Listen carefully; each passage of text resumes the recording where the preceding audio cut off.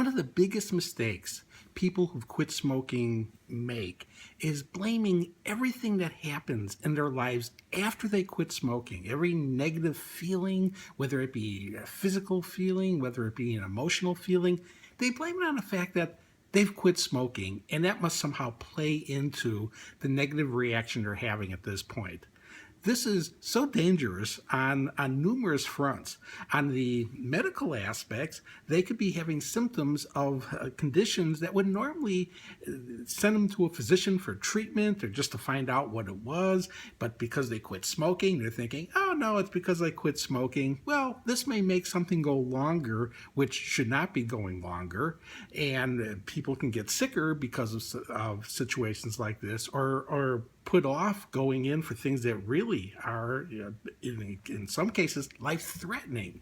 And then on an emotional level, every negative feeling that they get when they feel down, oh, it's because they quit smoking. They're working with the assumption that when they were smoking, they never had negative feelings. They always felt great when they were smoking. And it wasn't the case.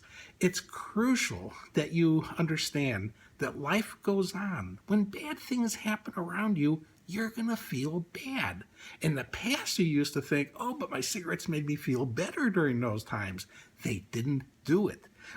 Did you feel better after smoking a cigarette when you were facing stressful times or bad times? Yes, you did. But it wasn't the cigarettes that were, in a sense, making you feel better than you're feeling now under those same circumstances.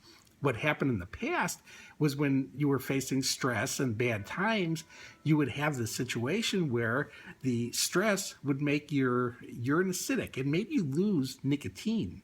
Then you would smoke to replenish the nicotine, and then when you replenished the nicotine, you felt better than you did before. But that's a false calming effect, because what that, in a sense, was doing was making you feel worse when you were a smoker under stress. Then you would smoke the cigarettes, you would get your nicotine level back up. The feeling better means you kind of feel just as rotten as you do now when you're under the same exact stress.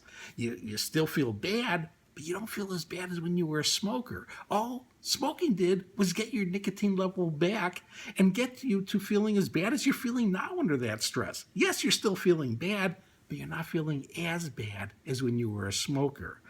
So I have videos addressing this in great detail, and I'm going to attach those into the video description here. But the main point is, don't blame every bad physical or emotional feeling on the fact that you quit smoking last week, last month, last year, 10 years ago. There's people who do this. They write off everything that happens for the rest of their life, that if they hadn't quit smoking, this wouldn't be occurring.